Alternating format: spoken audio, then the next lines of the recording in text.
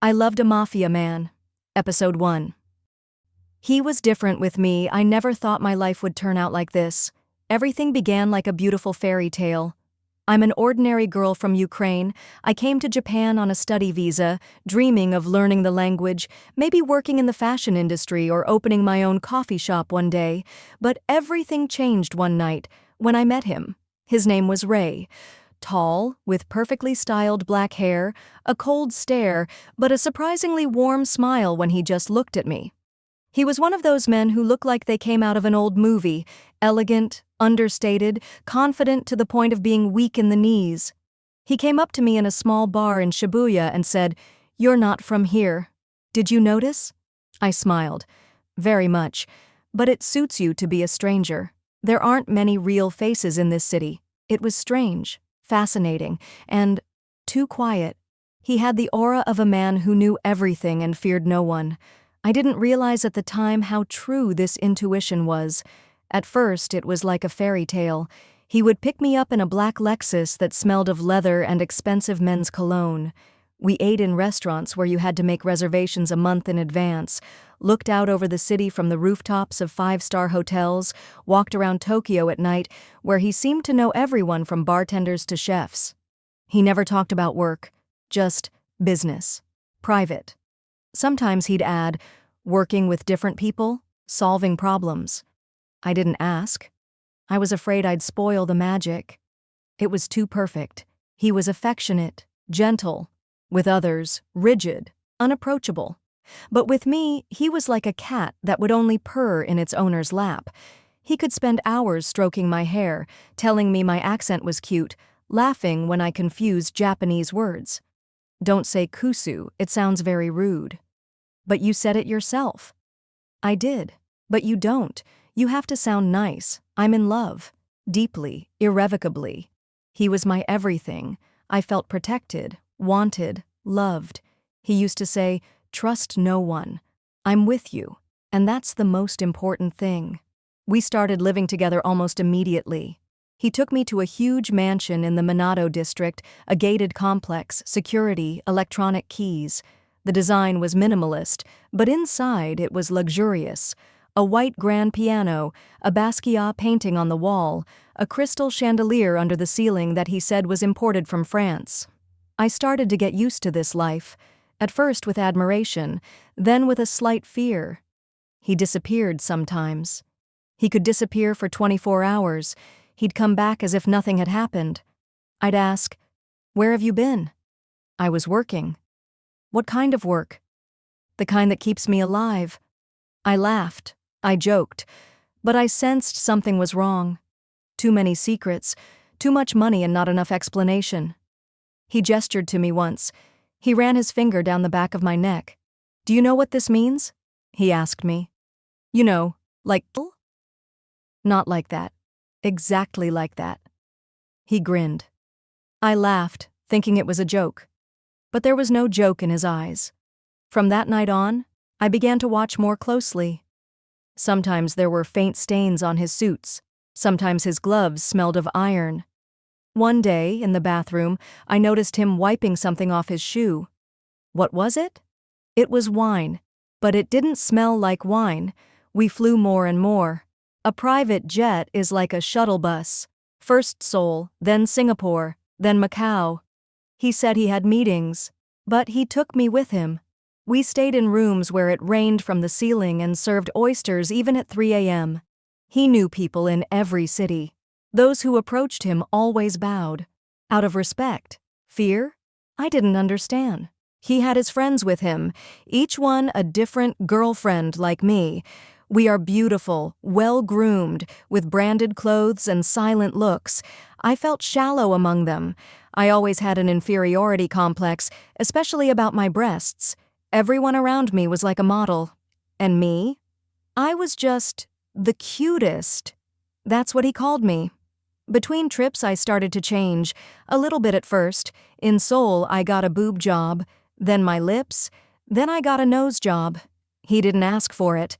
On the contrary, he said I was already beautiful, but I wanted to be perfect. For him, for this life, I thought he was special, that this was all part of his world, but he's different with me. Kind, tender, the one who brings me tea when I'm sick, the one who kisses my forehead when I fall asleep. But then, one day, I met his father. He already lived in our villa. Old, heavy, tattooed like my Ray. He always whispered poisonous phrases. One day, as Ray was leaving, he came over and whispered, "You think you're the first?" He has a wife, 4 kids, in Korea. He said with a smile, and I froze. My heart skipped a beat. "What did you say?" He grinned. I couldn't sleep all night. Then in the morning, I made a scene. I screamed. I was crying, throwing pillows. "Where is your wife? Where are your children? Why didn't you tell me?" He stood still. Then he laughed. "Are you out of your mind? What children? What wife? I'm only 27 years old.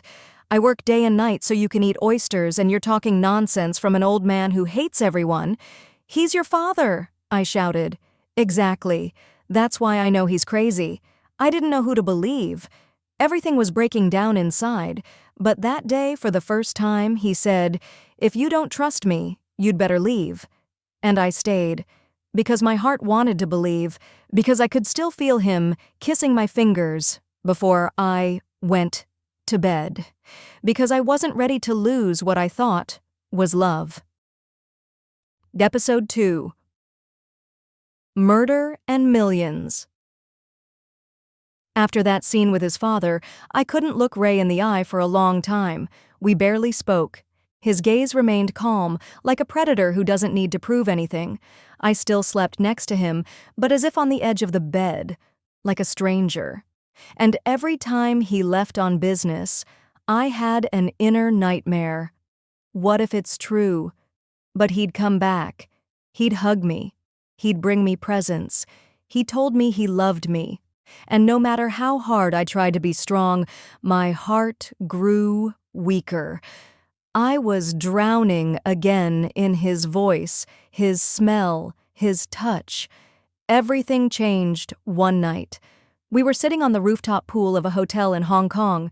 A light breeze, glasses of champagne, his friends, 3 men in expensive suits and neck tattoos. One of them, nicknamed Shinzo, was telling how he had solved a problem with a traitor. They laughed, and I was listening. And suddenly Ray said calmly, as if he were discussing the weather, "It's 15 today. That's a lot for Tuesday," someone said. 10 million each. Not a bad day. I winced. "What does that mean?" I asked. He looked at me and answered without blinking. "I killed 15 people. Today. 10 million each." "Stop it. It's not funny." "I'm not joking." He didn't look away. There was an icy emptiness in his eyes. For a moment, everything inside me shook. All the air seemed to disappear. They went on talking, and I sat there in a stupor, unable to hear anything. I didn't sleep that night. I looked up at the ceiling, and he was breathing softly next to me, as if nothing had happened. From then on, I began to notice things more clearly. His disappearances. His gloves, always new, black. His phone calls in a language I didn't understand. People bowing when they saw him. The way the waiters got nervous when he walked into a restaurant. He wasn't just dangerous, he was a king in his own world. Every few days he'd show up with money, suitcases, wads of it. He'd put them in a metal safe in his office, lock it with a code, and say, "This is for us." From where? Don't ask questions. I stopped. I was afraid, but I couldn't leave, because despite everything, he was still good to me. He made me breakfast when I was sick. He wiped my tears when I cried during a movie. He stroked my hair when I fell asleep in his lap. He was a monster, but my monster. We kept flying. Seoul, Macau, Singapore, Bangkok, the Maldives, always on a private jet with his brothers, each with a different role. One was the chief negotiator, the other the bloody hand. And Ray was the quiet one. He hardly ever spoke. But everyone was silent when he spoke. Sometimes I would watch him from a distance. He would sit cross-legged in an expensive suit, a cigarette in his hand, the penthouse windows behind him overlooking the glittering city. And I wondered, who is he? A man or a ghost? He bought me jewelry, clothes, watches that cost as much as apartments. I started to get used to it. I became a part of this life. And then I realized that I wasn't living in reality anymore.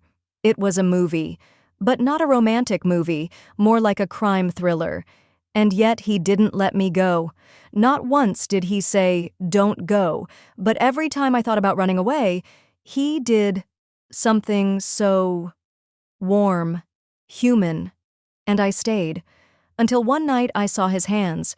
He was asleep, and in the light of the lamp I noticed little cuts, scars, microburns, skin like a fighter's. I ran my finger over them. He woke up and flinched.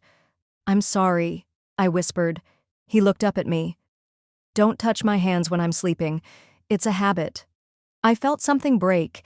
It wasn't the response of a man in love. It was the reaction of a murderer.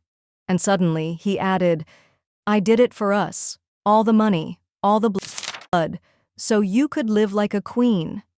Do I want that? You already do. You're part of this life. I wanted to scream, but I couldn't, because I knew that I was part of it, involuntarily, little by little, through kisses and gifts and lies and truths. One night he left. I was alone. I went to his office, not to spy, just to understand, to find something that would give me answers. I opened the safe. He hadn't changed the code. There was money, folders, and a small black laptop. I opened it. The password was my cat's name. I trembled. On the desktop, a folder. Our Korea. I clicked. There were pictures. A woman. Beautiful. Korean. A baby in her arms. Then another baby. Then Ray is beside her. Smiling. Not like me. It's relaxed. Warm. Real. It's all inside. It's true. He lied. He really does have a family. Kids. The same wife. Not an ex-wife. The real one. Everything his father had said was true. I closed the laptop and just sat on the floor. I don't know how many hours I sat there. When he came back, I was already in bed. I pretended to sleep. And then I didn't talk for a week. I didn't eat. I didn't look in the mirror. He tried to come over. He tried to talk. I turned away. He brought me gifts and flowers, and he was quiet. And I would just stare at the wall and think, why did he do this? Why was he different with me? Why did he give me hope? I fell in love with a shadow, a man who was never mine, who already belonged to someone else.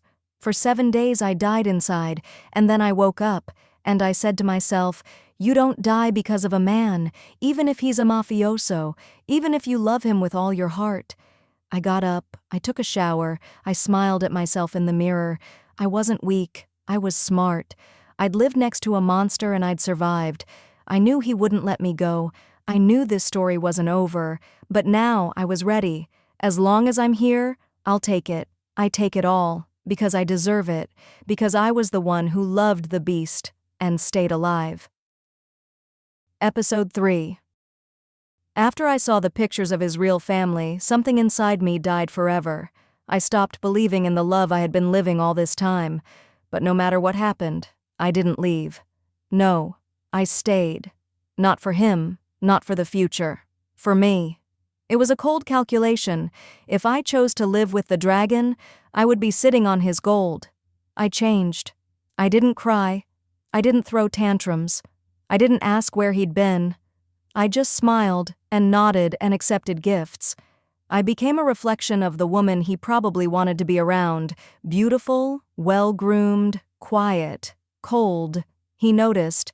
You've changed. I'm growing up. He watched me closely, for a long time, as if he was looking for something in my eyes. But he didn't ask me anymore. He felt it. I knew it. Our relationship had reached a new level. There were no more heart-to-heart talks. Everything was strict. Flights, meetings, restaurants, hotels, sex, silence. And I began to live like a princess. And yes, eventually I learned to love it. Every day was like a scene from a movie. In the morning, breakfast on the penthouse balcony overlooking the bay. In the afternoon, shopping on Motesudori with security. In the evening, business dinners where I sat next to him, silent, watching the men in black suits. And at night, massages, wine, silk sheets, and his breath on my shoulder. It was all on autopilot. I just stopped feeling. One day I decided that if I was going to live in this body, I was going to make it perfect. I'd already had breast augmentation, lip augmentation, but now I wanted more. Cheekbones, chin, blepharoplasty, nose job. I thought if I could be perfect on the outside, I could fill the hole on the inside. He didn't say anything, only sometimes he'd say, "I loved you," without all that. "Loved you?" I asked him again. He stopped talking. After one of the surgeries, while I was still in bandages, his mother came to the house. She was a warm, sincere woman, unlike the rest of the neighborhood. She hugged me like I was her own, brought me homemade soup, sat by my bedside, stroked my head. "You're like a daughter now," she said. I almost cried. For the first time in a long time, I felt that someone was not pretending to be there. But then his father walked in. He was just grinning. "Still here? Aren't you tired of being a puppet in front of another man?" I didn't say anything. "He doesn't love you. He loves it when you don't speak. He loves me, in his own way. Illeyen, he's using you." Those words stung again. I gritted my teeth but felt empty inside. After his visit, I turned to Ray. "Will your father always hate me?" "He doesn't know any better." "Why does he stay with us?" "Because he has to. He's the head of the family, before me." "And he knows about your other life?" "He knows everything. He created it." I clenched my fists. "So you're just a copy of him?" He came right to me. "You don't want to know who I was before him. What are you now? A man who kills people for millions and leads a double life?" There was tension between us. He looked into my eyes. "I'm still with you." That's not an answer, but it's the truth. And once again I stayed, because strangely enough, I was already enjoying being a part of this cruel, luxurious, vicious life. We continued to travel. In the Maldives, he rented a villa on the water where there were no strangers. We sunbathed, laughed, drank champagne in a jacuzzi under the stars. He became gentle again, even happy. "You have a way of making me human," he said as I fell asleep on his chest. But I knew it was temporary. Then Macau, then Seoul. In Seoul, I felt uneasy. Every face seemed familiar. I was afraid I was going to meet his real wife, but we were only there for 24 hours. When we got back to Tokyo, he got nervous. He called a lot. Silent at dinner. He would disappear for hours. I knew something was up, and I was right. One day he came in late. He was covered in blood. Not his own. His coat was torn. His lip was busted. "Jesus, what happened?" "Stay back." He walked past. I heard him in the shower, taking a long time to wash his hands. Then he came out naked to the waist with a towel. He sat down. "I've been tricked." "Who?" "One of our own. Envy." "What have you done?" "I took them away." "How many?" He looked. "One." But loudly. I didn't know whether to be happy or afraid. Did he trust me? Or did he just think it wasn't worth hiding anymore? I went over and took his hand. "Aren't you tired? This is my life. What if I leave tomorrow?" "You won't." "What makes you so sure?" He made eye contact. "Because you're like me now." I didn't answer. Because he was right. When you live in a golden cage, at first you dream of freedom, then you get used to it, and then you're afraid of losing the luxury. And even if the bars are open, you can't get out. Episode 4. Women of the Mafia. It happened by accident. I wasn't supposed to see it, but you can't predict anything in life with Ray. I got up earlier than usual that day. He was still asleep, so I quietly went out into the hallway. I heard voices downstairs, muffled, frightened. I went down barefoot, careful not to squeak on the steps. The office was ajar, and I saw Ray and two men. One was holding a third, bound with his mouth taped shut. His face was broken. Ray was standing in front of him, gloved and bloodied. "You have betrayed your family," he said quietly, "and for that we have death." He picked up the gun, without emotion, as if mechanically, and fired. The man's head snapped back. It all happened in a second. I put my hands over my mouth, retreated into the dark, ran upstairs, silently, like in a horror film. An hour later he came back into the bedroom, washed up, calm, as if nothing had happened. "Good morning," he said, kissing my forehead, and I just smiled, because I couldn't scream anymore. Later his mother arrived, and for the first time I couldn't pretend. I burst into tears right in her lap. She wasn't surprised. She didn't ask a single question. She just stroked my back and said, "Hush, baby, I understand." "Why are you so good to me? Why aren't you like the others?" I asked, sobbing. She smiled sadly. "Because I was you once." I looked up at her. "I was a lover," she said. "His father already had a wife, a real one, a noble one. His parents had chosen the right girl to marry him. I was nothing, but I loved him, and I was pregnant." I froze. "You're telling me that, yes. Ray is my son, not hers. She didn't have any children. I was lucky. Or not lucky. I still don't know." "Where did she go?" "I got rid of her. Not killed her, no. I just made her disappear. Quietly. Mafia women aren't weak. We can't fight like men, but we're more dangerous because we can wait and think." I listened with bated breath. "Because you're like me. I can see that. Because you love, but you're beginning to realize the cost of that love." She squeezed my hands. "And because you're not the enemy, you're just a victim." Pause. "He has family in Korea. Do you know that?" I nodded. "His father did everything he could to make that woman disappear from Japanese life. She's half Korean. He gave her a new passport. He sent her there to get out of the way. Now she's bringing up Ray's 4 sons." "4," I repeated. Everything inside me spun around again. "Why did he choose me?" She looked straight ahead. "Because with you he doesn't feel like the man he has become. It's who he used to be. Quiet. Software. The boy who used to hide behind my back." I was shaking. "Do you think I have a chance?" "A chance at what?" "To be with him for real." She leaned in. "You have a chance to survive and take what's yours." Those words burst into my consciousness. That night, I looked at Ray differently. Not as my husband, but as a force. Not just to love, but to tame, or used. He became affectionate again. He took me to Monaco. He took me to dinner on the roof of the hotel under the stars. "You're shining again," he said. "I'm learning to be like you." He smiled, but there was fear in his eyes. Perhaps he realized for the first time that I was no longer the girl he'd fallen in love with. I've become a woman who knows what it's like to live in the shadow of a monster and not get lost. After Monaco, it was Barcelona. We were glamorous. We rented yachts. We gave each other watches. We drank the rarest wines. I started to get used to luxury as an everyday occurrence. Surgery became my norm. New breasts, bigger than before. The contour of my face. I was becoming perfect. Or so I thought. He didn't say anything, but I could see in his eyes that he missed the old me. But there was no going back. I had changed. And now, when he gave me a ring, I didn't ask, "Why?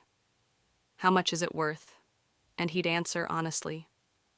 Everything between us had become the naked truth, but without feelings. I no longer dreamed of getting married. I dreamed of leaving with the prize. One evening when we were in Kyoto, I met his mother again. We were sitting on the veranda and she said, "Don't forget that there's no one in the world who can save you but you." "I don't want to be saved anymore," I replied. "I want my share." She nodded. "Then play. But don't fall in love again. That would be fatal." I realized that she was the one who had survived hell and learned not to be afraid of fire. And now she's teaching me. We went back to Tokyo. It was the same as always. Guests, meetings, money. Then one evening, an unexpected phone call. A woman, Korean.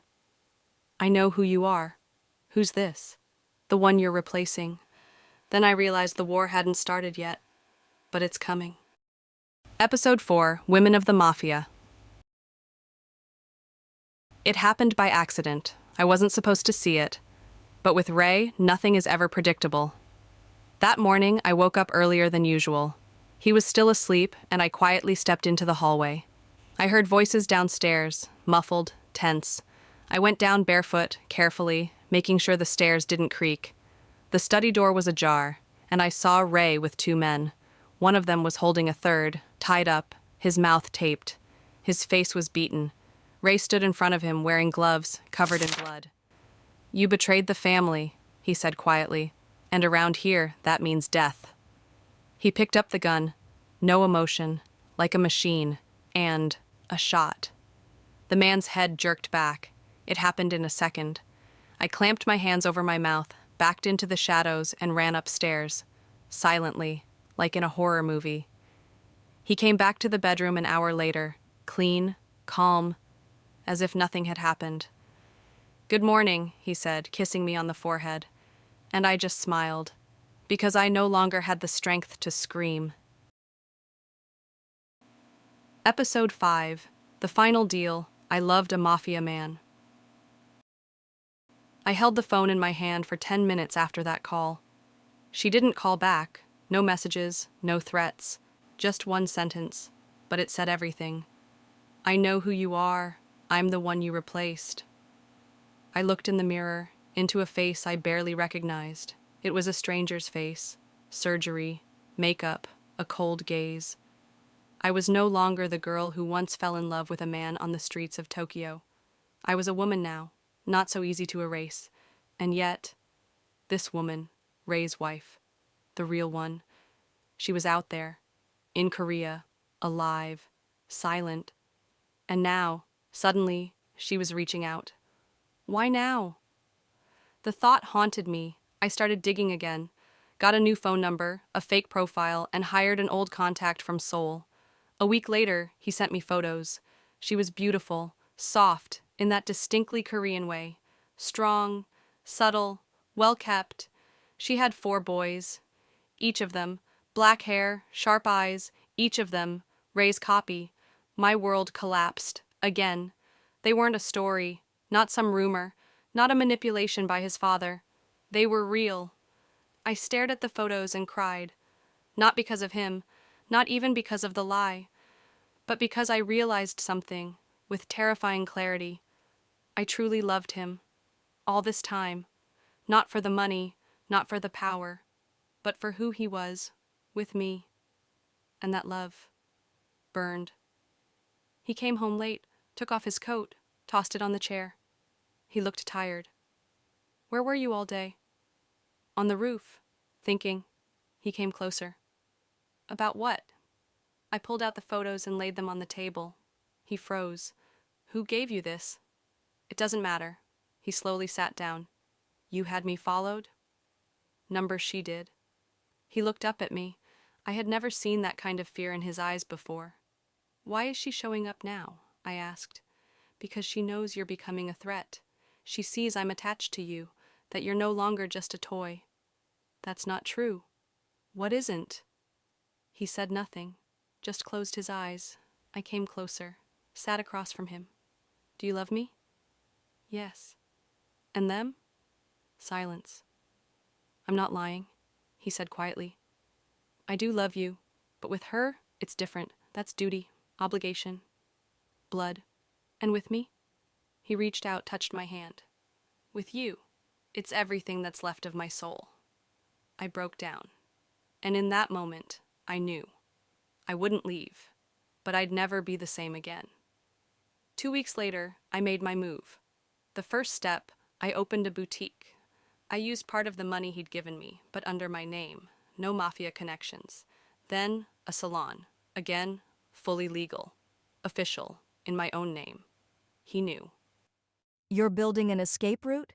he asked with a half smile. "I'm building my life." He nodded. And in that moment, I felt it. He respected me. Truly.